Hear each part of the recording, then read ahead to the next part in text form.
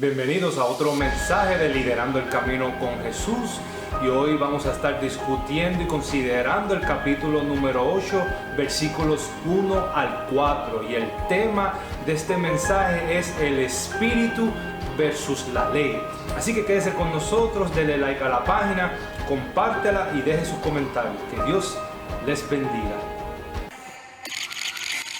Bienvenidos nuevamente a Liderando el Camino con Jesús. Le habla el hermano José Díaz y seguimos avanzando en la serie a la epístola a los Romanos, y hoy nos encontramos en el capítulo número 8 y hemos llegado ahora al fin de la doctrina de la santificación, y es sumamente importante que nos detengamos a pensar y considerar qué significa vivir una vida en el Espíritu, qué significa vivir en Cristo, vivir en total control del Espíritu Santo, de victoria y en victoria, y cómo esto se relaciona a lo que Pablo ya había enseñado en el capítulo número 7 en el mensaje anterior de la santificación ineficaz. Y para decirles, el gran teólogo San Agustín dijo: si tú crees solamente lo que te gusta de la Biblia, si tú crees solamente lo que a ti en realidad te convence que es bueno, y rechaza lo que no te gusta, en realidad lo que tú crees no es el Evangelio, sino a ti mismo. Es decir, la ley dice y nos dijo Pablo en el mensaje anterior que nosotros somos libres y somos débiles.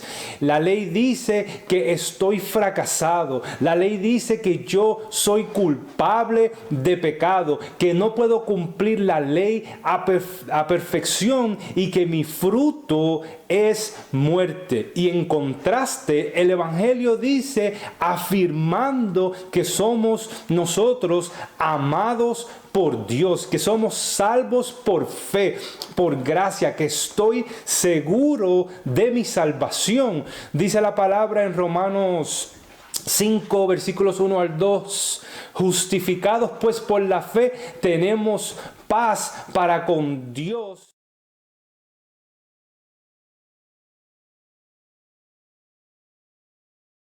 por medio de nuestro Señor y Salvador Jesucristo, por quien también tenemos entrada de la fe a esta gracia en la cual estamos firmes. En otras palabras, el Hijo de Dios debe vivir lleno de gozo para servirle a Dios, pero a la misma vez debe entender que debe de vivir para Dios, pero en la presencia del pecado por su carne. No hay nada de confusión en esto. Estamos firmes y seguros en nuestra salvación. Ahora, el pecado no debe de dominar o controlar la vida del creyente. Quiere decir que si usted y yo queremos hacer cualquier cosa en el agrado de Dios, debemos de hacerlo bajo el poder del Espíritu Santo y no bajo la carne. La santificación es la obra del Espíritu Santo en la vida del creyente, liberándolo del pecado en la misma presencia del pecado y obrando la voluntad de Dios en su vida. Primera de Juan capítulo 5 versículo 12 dice que el que tiene al Hijo tiene la vida, y el que no tiene el Hijo no tiene la vida. Es muy sencillo: o tienes salvación o no tienes salvación, o tienes gracia o no tienes, o tienes al Espíritu Santo o no tienes al Espíritu Santo. Yo no veo nada de confuso en esto. Es decir, tú tienes, es simple y sencillo. Nadie es salvo parcialmente, mis amados hermanos. Nosotros no estamos más salvos o menos seguros que los que están ahorita en el cielo con Dios, porque la posición de ellos es la misma que la de nosotros en el presente. Versículo 13 dice: estas cosas os he escrito a vosotros, que creéis en el nombre del Hijo de Dios, para que sepáis que tenéis vida eterna. Esa es primera de Juan, capítulo 5, versículo 13. Para que sepáis, es algo seguro, es una realidad, que tenéis vida eterna en el presente. Así que a la luz de lo que se había dicho anteriormente y lo que Pablo había comenzado diciendo en el capítulo 7, ahora entramos al capítulo 8 y el versículo 1 dice: ahora pues, ninguna condenación hay para los que están en Cristo Jesús, los que no andan conforme a la carne, sino conforme al Espíritu. Y esta segunda parte parece que, si lees, parece que no concuerda con ese versículo. Parece que los escribas, al transcribir y a copiar los escritos de la palabra, le añadieron esta parte, porque esta parte la dice y está en el versículo número 4. Pero debemos de prestar mucha atención cómo comienza Pablo este capítulo número 8, utilizando las palabras ahora pues, lo cual contiene una refutación al evangelio de la serpiente en el Edén. Este evangelio falso siempre ha existido desde el principio. ¿De qué en realidad estoy hablando? Bueno, es de ese evangelio que pone en duda las amenazas de la ley e incluso las niega por completo. Sin embargo, la palabra es clara, y Romanos 6:23 habíamos aprendido que dice: porque la paga del pecado es muerte, mas la dádiva de Dios es vida eterna en Cristo Jesús, Señor nuestro. Este evangelio de la serpiente, de Satanás, enseña que ahora pues ninguna condenación hay para todos los hombres, para todo ser humano, y este es el falso evangelio moderno que existe hoy en día, que está enseñando Satanás, y que lo enseñó en el pasado diciendo: seguramente no morirás, contradiciendo las palabras de Dios cuando dijo: seguramente morirás. Y esta es la doctrina falsa del no castigo eterno o el no juicio final. Y Satanás está trayendo duda, diciendo, como en el jardín del Edén: ¿Dios dijo eso en realidad? ¿Puede ser así como Dios lo dijo? ¿No es Él demasiado misericordioso? ¿Es posible de que Dios, un Dios de amor, condene y castigue a sus criaturas, a su creación? Sin embargo, este pasaje que estamos discutiendo y que Pablo abre el capítulo número 8 es bastante claro. Dice: ahora pues, ahora en el presente, ninguna condenación hay para los que están en Cristo Jesús. Todos los que han puesto su fe en la obra completada de Jesucristo, es decir, todos seríamos condenados a la muerte eterna si no hubiera sido que estamos en Cristo Jesús. Debido a esto, Pablo utiliza el adverbio presente ahora pues. Es decir, no es una posibilidad futura o un pasado, sino es una realidad presente. Es en el mismo instante que usted se convierte. Es una realidad de ahora. Es una certeza real que hemos sido y hemos escapado de la condenación eterna, todos los que están en Cristo Jesús y han puesto su fe en la obra completada de Jesucristo. Es una obra de gracia todopoderosa y soberana poner a los hombres en Cristo Jesús. Por este método escapan de la condenación. Fuimos sepultados y resucitados en Cristo Jesús, pero por ningún otro método, porque el que no cree ya ha sido condenado, porque no ha creído en el Hijo de Dios, dice Juan 3:18. Es inevitable ver que a pesar del tremendo fracaso de Pablo en el capítulo número 7 que vimos en el mensaje anterior por el pecado interior y la lucha entre sus dos naturalezas, él no perdió su salvación. Ahora, él no estaba disfrutando de la vida cristiana práctica como Dios lo diseñó, porque estaba viviendo bajo sus propias fuerzas y bajo los principios de la ley como modelo a vivir. Es decir, la ley me reta a mí a quebrantarla. La ley es en su perfección me demuestra que estoy fuera de ser perfecto. La ley continúa condenándome todos los días, y si yo no entiendo qué es estar en Cristo, entonces lo que voy a hacer cada vez que me condene la santa ley de Dios, voy a tratar de ganarle en su propio juego, tratando de cumplir a perfección antes de que Jesucristo venga. Como cuando estamos nosotros los que jugamos baloncesto y vamos perdiendo el partido en la primera mitad y decimos, no hay problema, todavía queda suficiente tiempo, queda la segunda mitad para poder entonces yo hacer suficientes puntos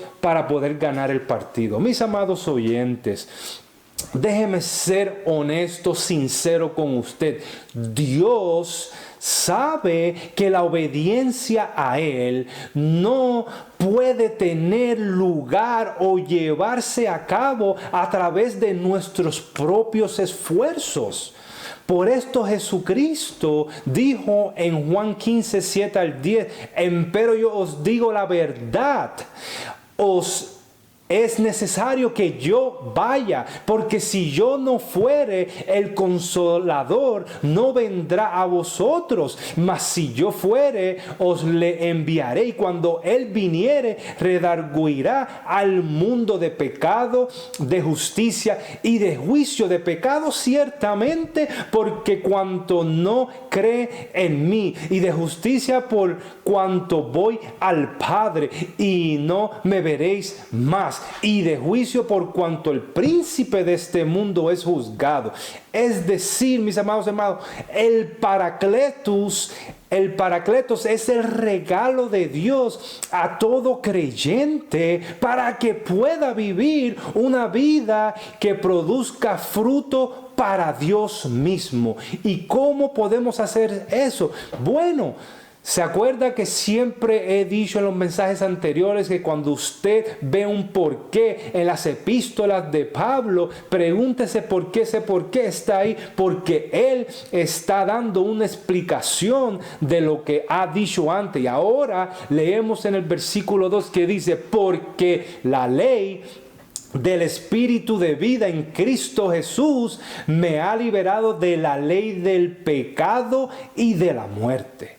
La ley del Espíritu que se menciona aquí no solo es una ley como principio, sino la autoridad que ejerce el Espíritu. Antes de que viniéramos a conocer a Cristo, nosotros continuábamos fracasando por el pecado que mora en nosotros. Mas ahora que conocemos a Cristo y fuimos sellados y liberados de la esclavitud de la ley por el Espíritu Santo que mora en nuestros corazones, somos capaces de obtener unos estándares superiores a la ley que no podíamos producir por nosotros mismos. Es decir, en esta vida, la vida cristiana práctica conforme al Espíritu Santo, la podemos vivir nosotros. Y por eso es importante. Juan 6:63 dice, el Espíritu es el que da vida. La carne para nada aprovecha. Las palabras que yo os he hablado son espíritu y son vida. El Espíritu es el que da vida, y la expresión en Cristo Jesús da a entender, esta expresión da a entender que el Espíritu Santo está completamente unido con Cristo Jesús. Es decir, somos liberados por Cristo Jesús de la antigua autoridad que el tirano del pecado tenía sobre nuestra antigua naturaleza, así separándonos de Dios. Ahora, tampoco la nueva naturaleza, tenemos que entender, tenía poder para sacudir las cadenas de esclavitud. Por esto es que necesitamos herramientas fuera del alcance humano para poder lograr una vida cristiana práctica en victoria todos los días. Solo la llegada de un nuevo poder sería capaz de producir una vida práctica cristiana en nosotros, y eso es el poder del Espíritu Santo. El Padre mandó al Espíritu Santo para que more en nuestros corazones, para que podamos vivir en libertad y sellar nuestros papeles de adopción como hijos, como herederos del trono de gracia. Dios Espíritu te defiende, mis amados oyentes. Dios Espíritu, Él pelea por ti. El Espíritu Santo te protege. El Espíritu Santo te empodera. Y esto es lo que Juan hacía referencia en primera de Juan 4:4. Cuando dijo, porque mayor es el que está en vosotros que el que está en el mundo. Mayor es el Espíritu Santo que está en nosotros que el que está en el mundo. Ahora leamos el versículo número 3. Porque lo que era imposible para la ley, por cuanto era débil por la carne, Dios enviando a su Hijo en semejanza de carne de pecado, y a causa del pecado condenó al pecado en la carne, para que la justicia de la ley se cumpliese en nosotros, que no andamos conforme a la carne, sino conforme al Espíritu. Y ese es el versículo 3 y 4. Lo que Pablo afirma aquí, mis amados oyentes, es que hasta que Cristo vino y nos obtuvo la justicia por cumplir la ley a perfección, era imposible para la ley obtener justicia para nosotros. Ahora, esa no es la culpa de la ley. La ley era incapaz de producir algo bueno en el hombre. No hay nada de confusión en cuanto a eso. No hay nada confuso en cuanto a que el hombre es un ser depravado desde nacimiento, porque nacemos en un estado pecaminoso. Aún así existe uno superior a la ley que obtuvo la justicia para la gracia. Segunda de Corintios 5:21 dice: al que no conoció pecado, está haciendo referencia a Jesucristo, por nosotros lo hizo pecado. Dios fue quien mató a Jesucristo para que nosotros fuésemos hechos justicia de Dios en Él. ¿Cómo lo somos en Él? A través del Espíritu Santo. Mis amados oyentes, es cuando usted se rinde al Espíritu Santo lo que hace la diferencia en su vida cristiana práctica.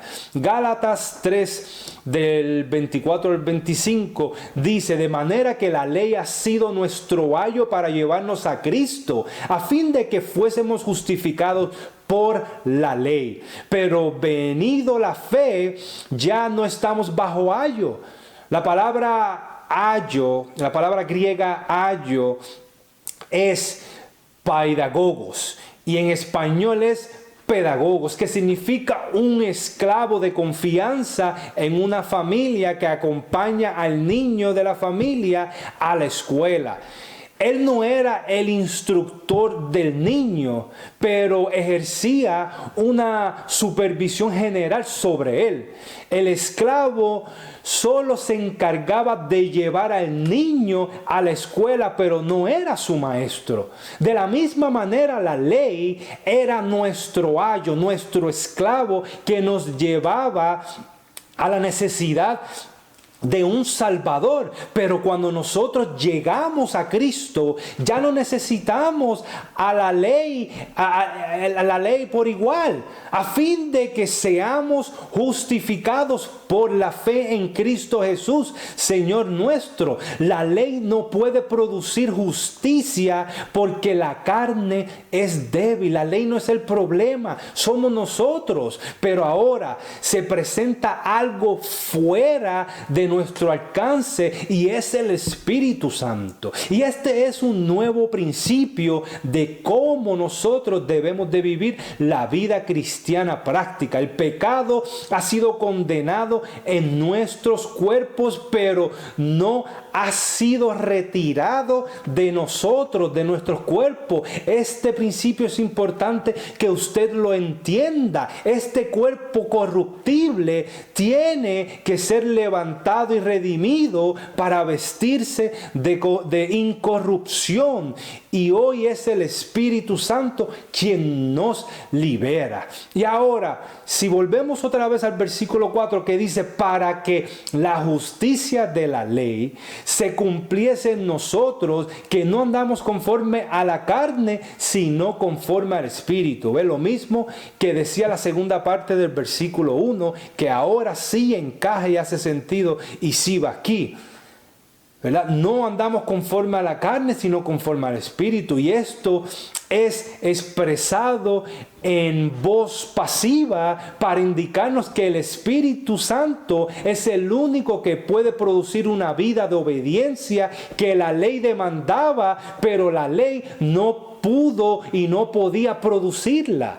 Hebreos 10:8 dice: sacrificio, ofrenda y holocausto y expiaciones por el pecado no quisiste, ni te agradaron, las cuales cosas se ofrecen según la ley. Y diciendo luego: he aquí que vengo, oh Dios, para hacer tu voluntad. Quita lo primero para establecer este último, el antiguo pacto y el nuevo pacto en gracia. Ante la ley ahora es gracia. En esa voluntad somos santificados mediante la ofrenda del cuerpo de Jesucristo, hecha una vez para siempre solamente. Esta es la forma que Dios utilizó para llegar al fondo del pecado en nuestros cuerpos, mentes y espíritu. Él ahora podía venir y ajusticiar la carne pecaminosa en la cruz para que ésta no tuviera ningún derecho sobre el ser humano. Dios puede ahora así tratar directamente al pecado. Cristo muestra su condescendencia para con nosotros. Hebreos 10:14 también dice: porque con una sola ofrenda hizo perfectos para siempre a los santificados, y nos atestigua lo mismo el Espíritu Santo. Ahora, la dificultad está en entender quién es el Espíritu Santo. Una de las razones primarias de la mala interpretación de quién es el Espíritu de Dios y cómo opera en esta era es debido a que la ley habla menos explícitamente del Espíritu Santo que el Padre o el Hijo. Por ejemplo, Dios Padre es fácil de entender porque la figura familiar paterna es bastante familiar en nosotros. Conocemos de primera mano. Ahora, Dios Hijo no es tampoco difícil de conceptualizar porque apareció en forma humana sin carecer de ninguno de los elementos esenciales de la humanidad que constituyen cada uno de nosotros. Sin embargo, el Dios Espíritu es otro nombre para el Espíritu Santo, es intangible y difícil de visualizar algunas veces, ya que en esta era presente el Espíritu Santo tiene el ministerio de servirle a Dios Padre y a Dios Hijo. Su principal propósito es llevar a cabo la voluntad de Dios Padre y la del Hijo también. Además, debemos de tener bien en claro que Dios Espíritu no es inferior a Dios Padre ni a Dios Hijo, ya que el Dios Trino es igual en esencia porque es un solo Dios, y esa es la Trinidad. Es decir, el Espíritu Santo pertenece y es uno en sustancia y en esencia con la deidad. Ahora, se puede ver la obra del Espíritu Santo al producir la Biblia, la propia palabra de Dios que fue inspirada y revelada a través del Antiguo y el Nuevo Testamento. También el Espíritu es divino porque es Él, el propio Espíritu, quien nos hizo partícipes con Dios. Primera de Corintios 3, 16 al 17 dice: ¿no sabéis que sois templo de Dios y que el Espíritu de Dios mora en vosotros?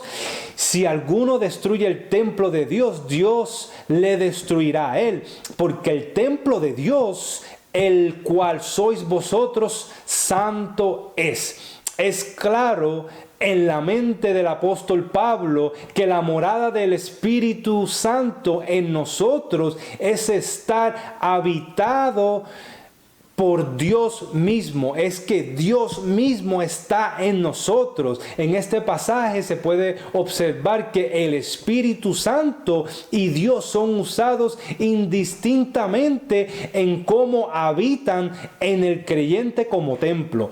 Aún así, el Espíritu Santo no vino a morar para inculcar una nueva verdad o una nueva revelación, sino a iluminar y a grabar las palabras de Jesús en nosotros, en nuestros corazones. Mas el Consolador, el Espíritu Santo, a quien el Padre enviará en mi nombre, Él os enseñará todas las cosas y os recordará todo lo que yo os he dicho. Juan 14, 26. Por lo tanto, la primera razón por la cual Dios nos brinda el Espíritu Santo que mora en nosotros, en nuestros corazones, es para asegurar nuestra libertad, asegurar nuestra victoria sobre el pecado y sobre las tentaciones y sobre cualquier tipo de circunstancias que nosotros podamos atravesar. Segunda razón es que el Espíritu Santo de Dios es dado para garantizar nuestros papeles de adopción, para servir como testigo de nuestra posición como hijos coherederos del trono de gracia y para sellar nuestro pasaporte